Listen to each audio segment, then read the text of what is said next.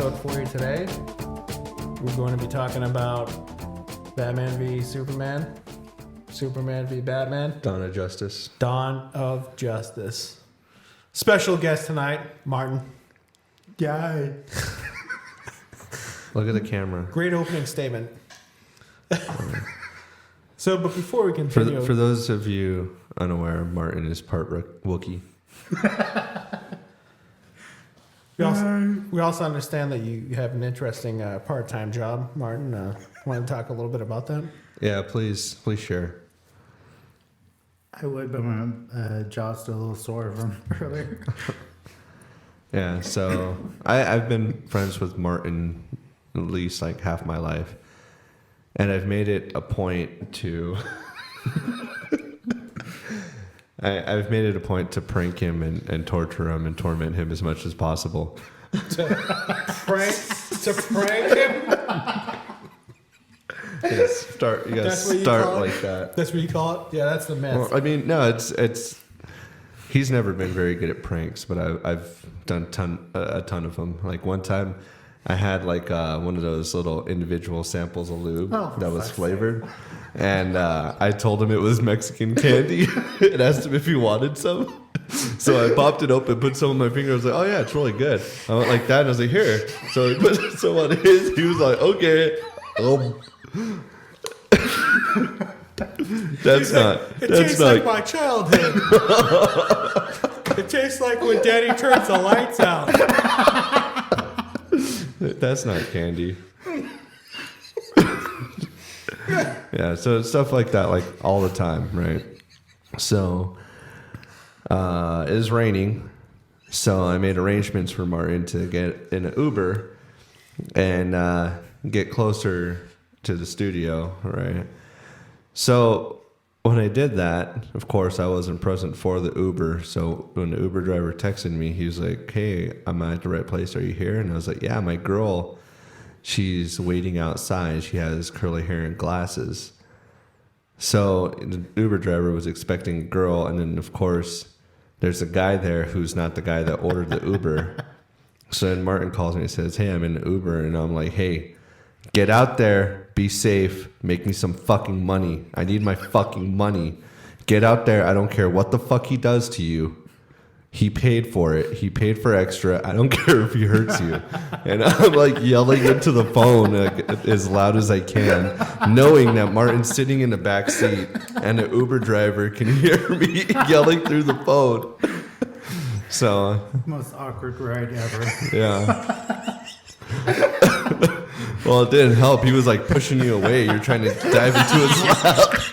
Just pushing. Get the fuck off me. You paid for it. You can't rip the window. Is this what you want? Yeah. So I mean that's not the last prank I'm gonna pull on Martin. It's definitely not the last one. All right, well, speaking of jokes, Dawn of Justice. Oh, that wasn't a very ham-fisted transition. Yeah, we went knuckles first, not fingers first. All right, so Dawn of Justice came out, what was it, last week? 2 weeks ago? Actually, it's going to be 2 weeks. Yeah. Mm-hmm. 2 weeks ago. You saw it, well, you tried to see it twice. That didn't happen. Tempted to see it twice. Yeah. That did not work. As I had mentioned in a previous episode, Martin and I made arrangements. We made plans. We got tickets to go to the 6 p.m. 3D IMAX showing. Then we had tickets to go to the 9:31 with Ben, Sean, Bree. During the 9:30 show, I ended up walking out. The whole experience was just kind of surreal to me. I mean, after seeing it the first time, I walked out and I was pretty confused. Like I didn't know which way was up. They asked me, "How was it?" And I just said, "I don't know," because I was still processing all of that. And I feel like I ended up going through like the 7 stages with it because it was like We're shock. all stages of like grief. Yeah, it was like shock and then denial, depression, bargaining, acceptance. So I felt like I worked my way through all of them until I finally hit acceptance. But yeah, I was first I was confused, and I was angry, then I was really bummed about it, and then I still, as a moviegoer, I tell people, hey, you know, if you want something to see, it was a decent enough movie. There was a lot of cool comic book elements in it. I thought the visuals were pretty rad, but ultimately I felt like the story and the writing is what let this movie down. It wasn't a terrible movie. It wasn't. Could have been way worse, but Kind of hard to imagine how they pull that off, because the writing, right? The writing was so bad It was just lazy writing. that they would have to actually like. I'd be curious, like if it was so bad, the writing was so poor that if they tried to write a bad movie, maybe we got a better movie. yeah. Because I mean, there was a lot of good things about it. Like Wonder Woman was really great. I thought no. I see a head shake. No. You do see a head shake. Yeah. What do you guys say about Wonder Woman, David? She was set up all right in the early scenes with Ben Affleck, but having her show up at the end just kind of jumps the gun on the character. They could have saved that for a solo. You could have had a solo movie and then had her do the Justice League thing. It was just out of nowhere that she shows up in the finale. Yeah. I thought it was kind of cool when she's on a plane ready to go somewhere, and then she sees Doomsday. She's like, Yeah. no. I was like, oh, That's not how she's this coming. works, Yeah. bitch. Yeah, she's like, she's coming back. What I thought was kind of weird was her magic bracers like blocking the fucking nuclear kryptonite atomic blast thing that he was shooting out of his eyes, and she's just like, cling, cling, not today. Where Superman's getting like dropped back with it. Yeah, he's getting smoked. Man, it's like so Wonder Woman is as powerful as Superman. I mean, Well, that she doesn't make braced sense. herself, so that makes a difference, I guess. And then like cutscene, you know, Doomsday's wrapped up in the fucking lasso. Lasso of truth. Like where's her invisible jet? Like doesn't she have an invisible Well, she jet? could fly Well, apparently too. not, because she had to take coach on that other plane so that she could see Doomsday. On, true. On, She's taking on coach. Turkish Airlines. No, that's pretty. I mean, the writing was bad. I mean, I expressed my concern with Ben Affleck playing Batman after Christian Bale, which I thought was amazing. But I was like, I don't think so. And I saw a trailer. I'm like, oh, you know, Ben actually looks like he's going to do pretty well in it. And then watching the movie, Ben Affleck did fucking awesome. Well, how about, since you're talking about Ben Affleck, why don't we start with Batman? Mm-hmm. Right. Yeah. As everyone knows, I'm a pretty huge Batman fan, and I thought visually he looked great. I thought Ben Affleck's Bruce Wayne was strong. I liked a lot of things about it, but a lot of my feels that I was having, right, where I was all conflicted, was about the body count that he was putting up during the movie. What do you guys think about that? I'm going to shake my head on you again. No. For one thing, I agree with Ben. Ben Affleck was awesome.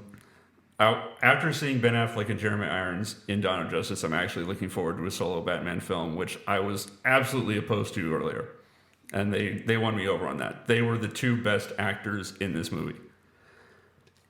As far as the body count goes, there is one like super intentional murder where he flips the car onto another car and just straight up kills, you know, the four people. That was the inside only of it. intentional That- murder? Well, everything else was incidental. It's the same kind of shit we've seen in the previous Batman movies, where the Mook pulls out a grenade, Batman hits, and the Mook's own grenade kills him. That's the same shit we saw in Batman Returns. It's the same kind of shit that we see in other movies. I mean, Batman Begins, he fucking aces Liam Neeson at the finale as the climax of his character after his whole protestation is about, I'm not going to kill people. He just, no, I'm going to set this train to crash and whoop, I'm gone. Oh, well, you died. It's not my fault. At least he didn't have a smile on his face like the one with Max Shrek. Where the red guy came with all the like the bombs, and he's like, Yeah, he was like, ha ha, you got killed. Yeah. Well, So what You did about it to yourself. So Batman does have a body count of this "you did it to yourself" kind of punishment to the mooks. Or that- mercy, euthanasia. Remember when from the Batwing he hung that mentally ill guy? He said, well, it's better this way. and I'm he talking lynched about the him? movie specifically, since Yeah, that's what we're here for. That's the kind of comparison that we're making. So yeah, aside from that ridiculous car flip in that entirely superfluous scene that accomplished nothing, all of Batman's violence is at the same kind of level as the other Batman movies, both the Christian Bale trilogy and the Tim Burton films before that.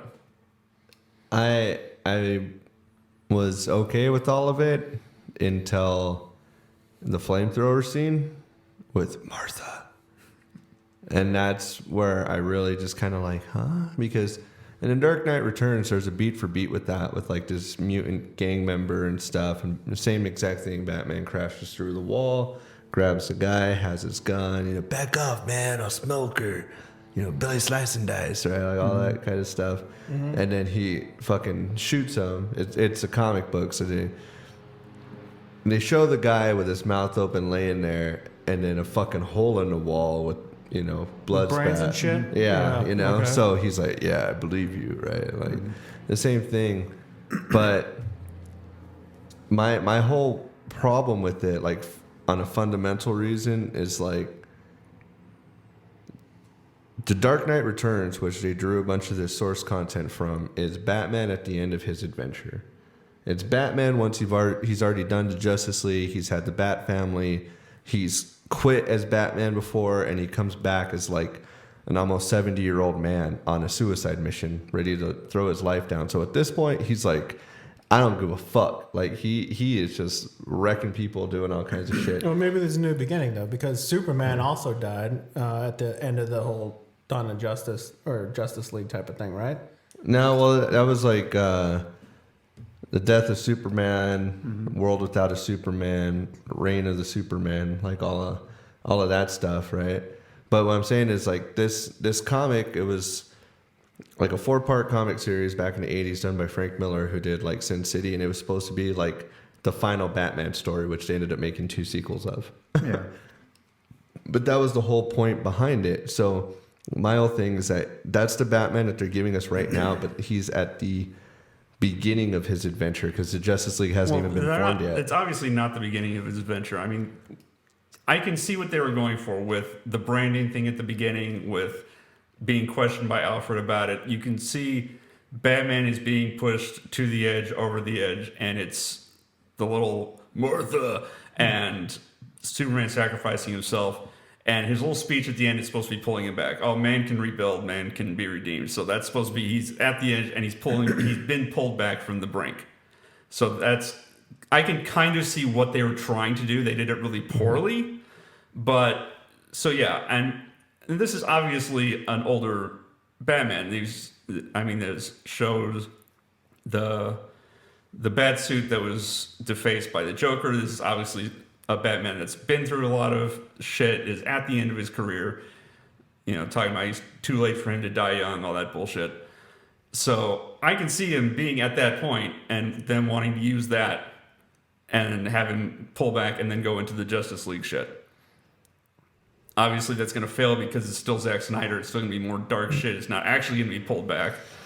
So, well, here's one of the things about that, right? The Robin suit with the spray paint on it, right? Joke's on you. Yeah, there's whatever even it's that like. line where it's like, there's not many good guys left, right? Alfred says that, and then Batman's like, there's not many good guys who are still good guys, right? That's kind of, in my opinion, that was a direct reference to Jason Todd, the Robin who was murdered by the Joker. And Under the Red Hood, where he comes back, he's kind of like a Punisher type character, just killing all these mob bosses, taking their guns, taking their money. He's trying to put them out. He's getting towards the Joker, and he basically calls out Batman, saying, if you would have killed this guy years ago, you could have saved thousands of lives. You could have saved Gotham. You could have saved a lot of people. You could have saved me. You fucking kill him, or I kill him, or you're going to kill me. But this fucking ends, right? And then Batman's like, no, I'm not going to do that, So I feel like the kind of way they were going And the way that they pushed him that far, it's like, where do they go from there?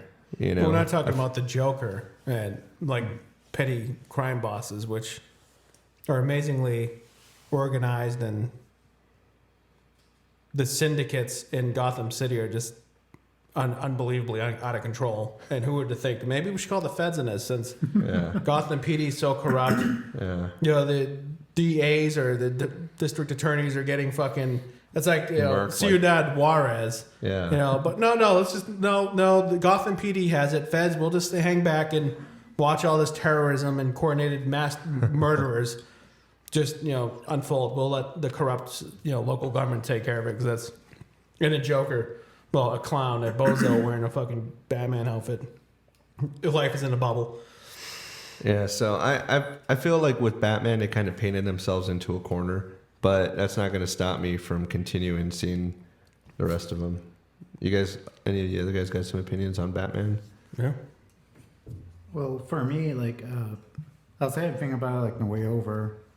And I think what upset me the most about Dawn of Justice is that, to me, Batman the Animated Series is what I base my Batman on. You know, he's brave, courageous, he doesn't kill, doesn't use guns, and he doesn't lose his humanity during it. Like, he hits like low points, but he keeps fighting through it.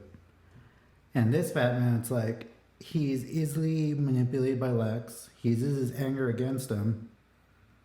And if it wasn't for Superman, you know, whispering Martha, you know, Batman was gonna kill him. You know, he was like seconds away from like piercing his heart with that kryptonite spear until he said Martha. So to me, like, my biggest like gripe with this movie is that they made him not very intelligent, very emotional, and I mean, I get the Frank Miller aspect of it, but they took it to, like, he wanted to like take it to the extreme, and that's my issue with it. But I mean, overall, it wasn't a bad movie. Like, Yes, it was. I mean, there's aspects that I like. I like the acting. I like Ben Affleck. I think he's a good Bruce Wayne. I think he is a really good, like, older, established Batman. On a scale of 1 to 10, what would you give him on a hotness factor? Would you let him spit in your mouth, or 10 out of 10 would bang. no? You can see the transformation though. Like, you look at the Ben Affleck from Good Will Hunting, Yeah. kind of that towny fucking Charlestown South, you know, Yeah. Southie kind of looking dopey kid that, you know, the type of kids that I, you know, grew up with, and then looking at the Ben Affleck like Bruce Wayne. Yeah. Yeah, he really, I think he does Yeah. the part justice. Yeah. Something that you were talking about with like the animated series, it's like Batman as a character is Batman. Bruce Wayne's like his alter ego, you know. And when he was like Bruce Wayne in public, he was really like, oh, you know, like Yeah. like that. Kinda And like I a feel like Ben Affleck really captured that. Like, oh, I thought this was the bathroom, and there's all these supercomputers around. It's like, oh, hey, nice shoes, you know. Hey like man, those Japanese toilets, they get weirder every year. Yeah, it's easy to talk about Batman because it's such a multi-dimensional, multifaceted character and different iterations of him and everything else. I mean, but what I think, when I'm going to give points to the movie for how they told the story of Superman, and we've had this discussion. So like we said, Superman is such a one-dimensional character.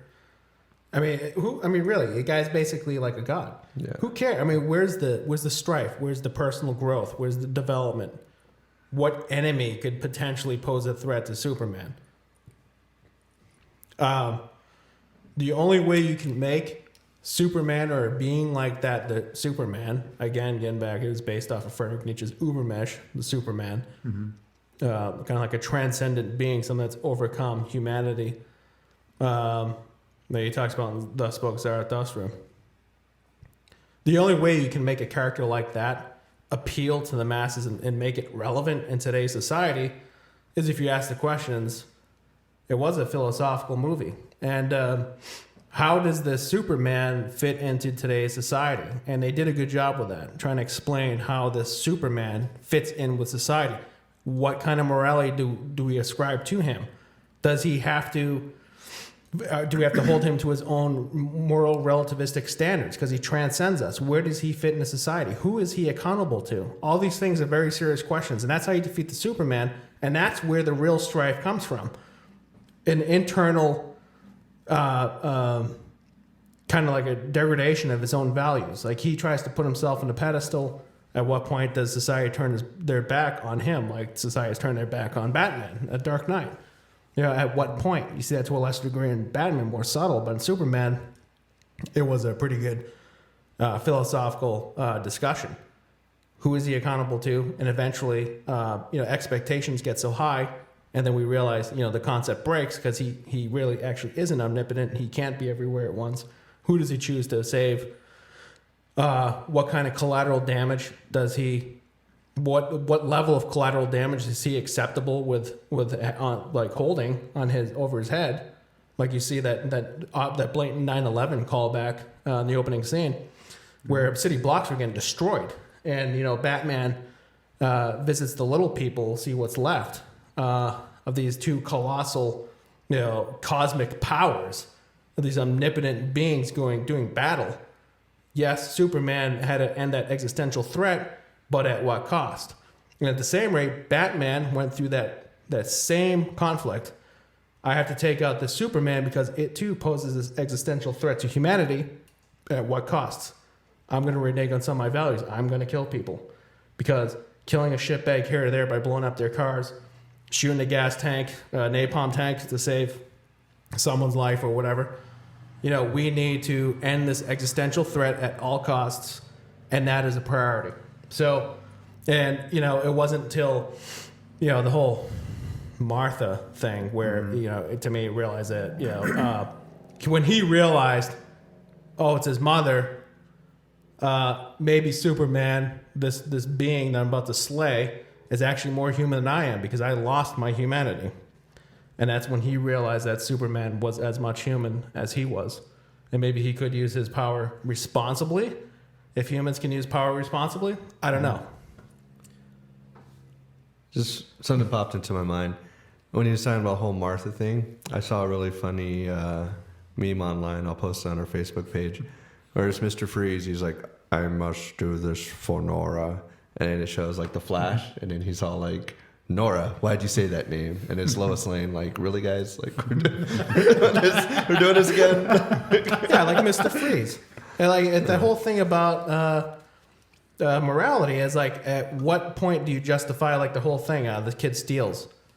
Well, why does he steal? Well, because he wants to buy crack, or he wants to buy a car, or he wants to buy medicine to save his mother. Like, at what point does society value an action as good or evil based on the ends?